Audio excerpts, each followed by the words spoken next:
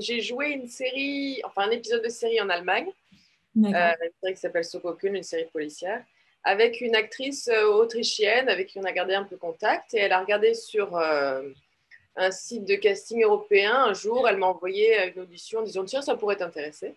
Et c'était, ils recherchaient une actrice qui parlait français et hébreu. Et voilà, je me suis dit, bon, je vais faire les quelques lignes en hébreu phonétique, parce que je ne parlais pas du tout hébreu. Et j'ai travaillé avec une amie qui m'a écrit en phonétique sans vraiment trop comprendre mot à mot, quoi. Je connaissais le sens de ce que je jouais. Suite à quoi, la casting israélienne Ila Yuval et le réalisateur m'ont contacté pour d'autres essais avec un rôle plus important et plus d'hébreu.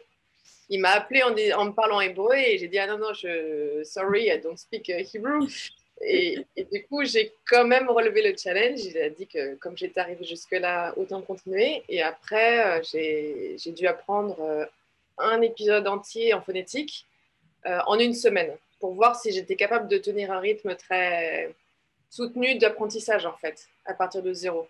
Et je l'ai relevé le défi et ça pendant quelques semaines jusqu'à ce qu'on me mette un vrai coach dans les pattes et que je lui ai vraiment cassé la tête parce que j'ai bossé comme une malade et que je voulais vraiment être à un niveau d'hébreu suffisant. Et après, donc voilà, petit à petit, je suis arrivée jusqu'à ce point-là. Le script, quand je l'ai reçu, avait déjà été écrit par Ellie et avec comme directeur d'écriture Ori Elon, qui est à la base de la série Shtisel aussi, la série israélienne Shtisel, entre autres. Et quand ils ont écrit le personnage, c'était censé être une Israélienne qui parlait un peu français. Donc, quand je suis arrivée dans la série, forcément, il y avait beaucoup de réécriture. Et j'ai participé à l'adaptation du personnage pour que ça me colle plus à moi. On a adapté le personnage avec ma vie, mes anecdotes. Et aussi, forcément, comme Ellie est un très bon directeur d'acteur qui est très exigeant, c'est-à-dire qu'il demande aux personnes à qui il travaille d'être encore plus critique vis-à-vis de notre travail que lui-même. C'est-à-dire que on doit vraiment tout comprendre de ce qu'on joue, c'est normal, mais si on ne le comprend pas, il faut qu'on participe aussi à la dynamique de réécriture pour que ça soit crédible pour tout le monde. Donc du coup, j'ai beaucoup réécrit des scènes, j'ai beaucoup réécrit nos personnages, nos scènes, mais aussi d'autres scènes, d'autres personnages. Et au final, en fait, jusqu'à la série, on a continué à réécrire en Ah, c'est permanence génial. jusqu'au dernier jour, quoi. C'est pas forcément un début parce que j'écrivais déjà aussi un peu avant, mais c'est quelque chose qui, en termes de collaboration avec un réalisateur, m'était jamais arrivé à ce point-là. C'est-à-dire que quelqu'un qui non seulement fait confiance, mais qui recherche un partenaire de jeu, d'écriture, au point que lui, en tant que réalisateur et acteur en même temps, était capable de se référer à moi aussi en tant que, comment on dit, script advisor sur le Ouais. tournage quand il était lui-même acteur devant la caméra sans moi en fait.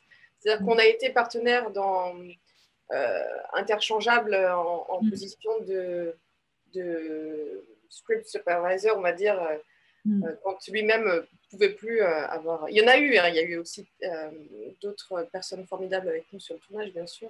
Donc c'était vraiment le rôle central. Mais nous, en tant qu'acteurs, voilà, on a vraiment une responsabilité comme ça l'un envers l'autre.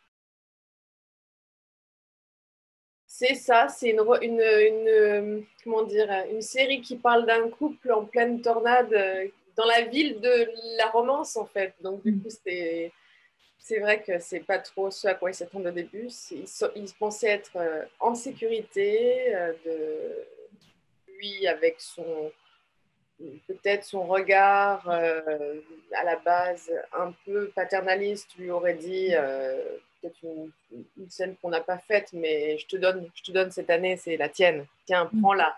C'est toi, c'est pour ta carrière, un peu comme cadeau. Et en fait, c'est lui qui se retrouve dans une position de faible en demande, en tout cas qui change les règles internes de la famille au point de devenir complètement étranger dans sa propre maison, en fait. Et, et en fait, c'est vrai que cette série a plusieurs thématiques, mais le leitmotiv principal, c'est qu'il a vraiment peur de perdre sa femme, qui, elle, se reconnecte avec ses origines et n'a pas forcément envie d'en tourner en Israël, ce qui serait un échec pour tous les espoirs qu'elle a mis dans sa carrière, quoi.